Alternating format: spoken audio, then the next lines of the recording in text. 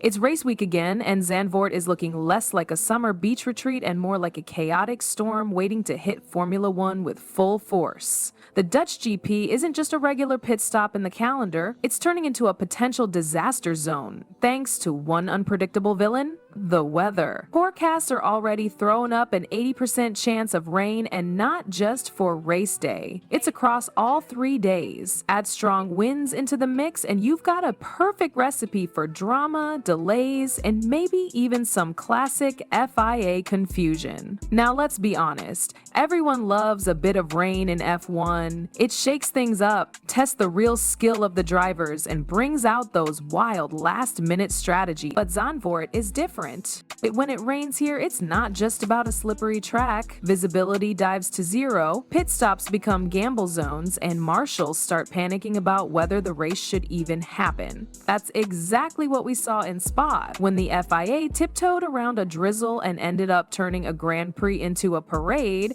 Zandvoort can't afford to be another Spa. The fans, the drivers, and the sport itself are expecting better. But with this much pressure, will the FIA let them race, or will we be watching cars behind a safety car again? And while everyone's eyes are on the sky, there's another sneaky change that could flip the race on its head: a new rule around pit lane speed. Zandvoort is notoriously hard on tires with all its twisty corners, but overtaking? Not so much. That's why most teams default to the safest one-stop strategy every year. But this time, the FIA and Pirelli are trying to push teams toward the two-stopper. How? By increasing the pit lane speed from 60 to 80 km/h. That might sound like a small tweak, but in F1, seconds matter. This change shaves just enough time off a pit stop to tempt teams into more daring strategy plays.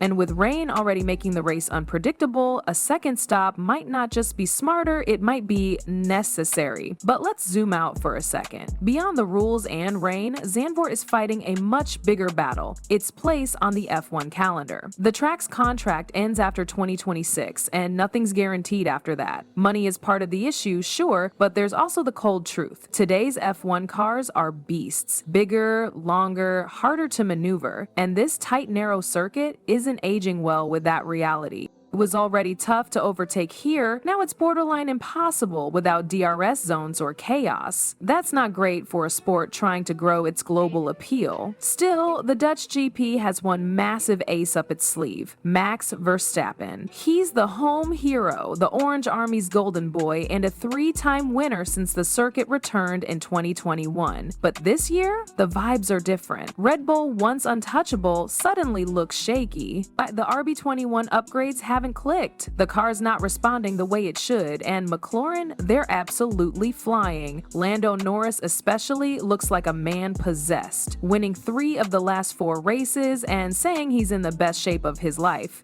That kind of confidence changes things. If Red Bull can't match the pace, Max might be on damage control rather than domination. And if that continues, 2026 could be a whole new chapter, not just for Red Bull, but for Max himself. Lando Norris is finally tapping into the form he's always hinted at. For years, people saw flashes, moments of brilliance that fizzled out too quickly, but now he's locked in. His timing is razor sharp, his confidence unshakable, and most importantly, he's not cracking under pressure. Since that one costly mistake in Canada, he's gone on a rampage, silencing critics and even forcing rivals to admit he's a serious contender. He's not just fast, he's composed, thoughtful, and brutally efficient in battle. And that's exactly what a championship run demands. His recent comment sums it up: "You're just more prepared for any situation." That's not just talk. His on-track awareness has been elite. Whether it's tire management, defensive driving, or pulling off risky undercuts, Norris is proving he's got the mental edge now.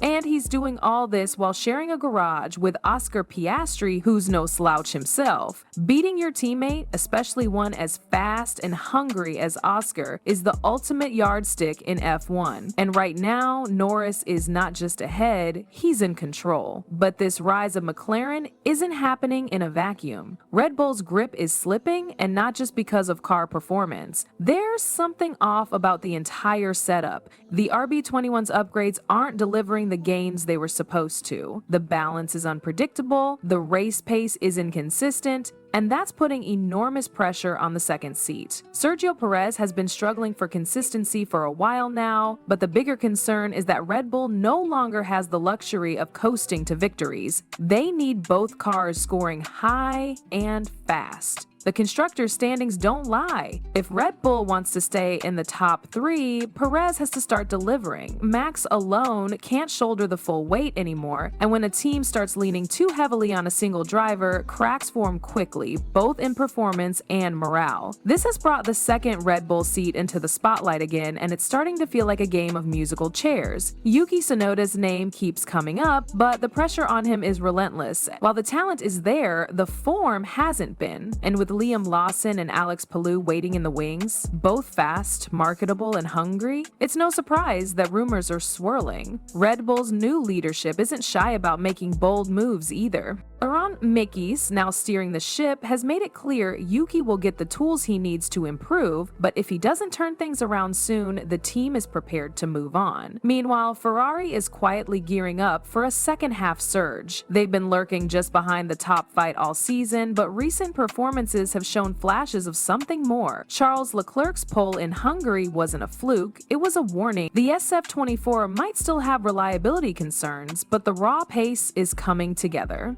Andrea Stella, McLaren's team principal, even said Ferrari will be a genuine threat moving forward. That's not something rival bosses say lightly. The thing with Ferrari is, when they start clicking, they're dangerous. They've got a history of late-season resurgences, and if they find the right setup window at Zandvoort, they could easily mess with the pecking order. Carlos Sainz has also found a new groove. His racecraft has been sharp, his qualifying has improved, and most importantly, he's staying clean when it counts. That's the kind of consistency that throws a wrench in McLaren's and Red Bull's plans. So, heading into Zandvoort, we've got 3 teams: McLaren, Red Bull, and Ferrari, all potentially fighting for the same real estate at the front. And if the weather decides to play game, strategy, pit stops, and nerves of steel will separate the podium heroes from the soaked, disappointed rest. The unpredictability of Zandvoort isn't limited to the weather or the fight at the front. It's also about what's brewing in the midfield. Alpine, Aston Martin, and even Williams have moments where they threaten to upset the order, especially when chaos opens doors. Fernando Alonso, despite the Aston not being what it was at the start of the season, remains a wild card. If there's rain, if there's a safety car, if there's a pit lane gamble, he'll be the one to sniff out a podium. That's what keeps this midfield alive. Veteran guile, young talent, and machinery that's just good enough to pounce when others slip. Behind the scenes, though, there's tension everywhere.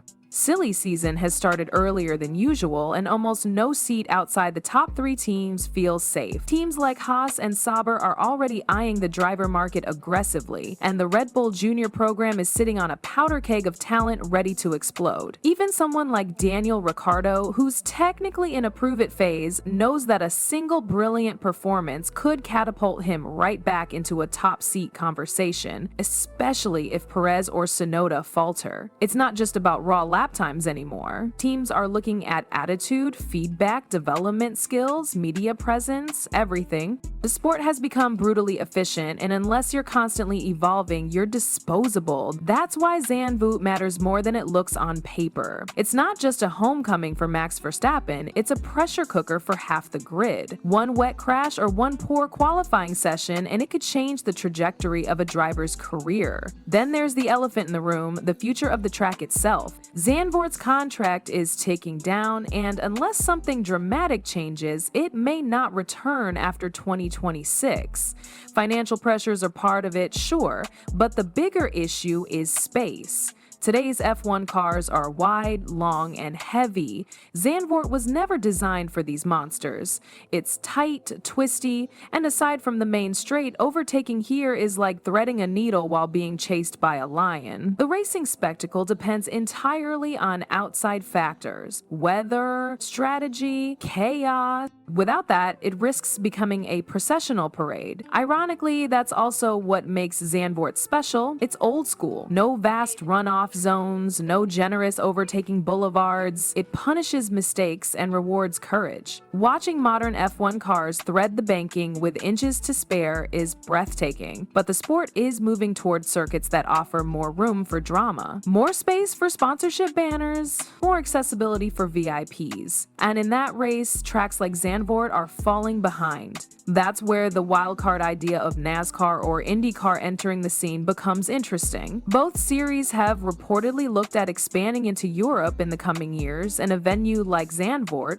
with its compact stadium-style energy, could be a perfect playground for American-style motorsport chaos. It's speculative, sure, but in today's global sports economy, nothing's off the table. For now, though, all eyes are on this weekend. The rain might come. The strategy chaos might unfold. The home hero might crack or might rise again. The driver market might ignite. The team dynamics might shift permanently. And a track fighting for survival might remind the world why it deserves to stay. Zandvoort is more than just Max's playground. It's a place where momentum is tested, where legacies are shaped, and where the unexpected feels inevitable. No matter how many spreadsheets the engineers crunch or how many simulations the strategists run, once the lights go out, the track takes control. And at Zandvoort, control is always an illusion.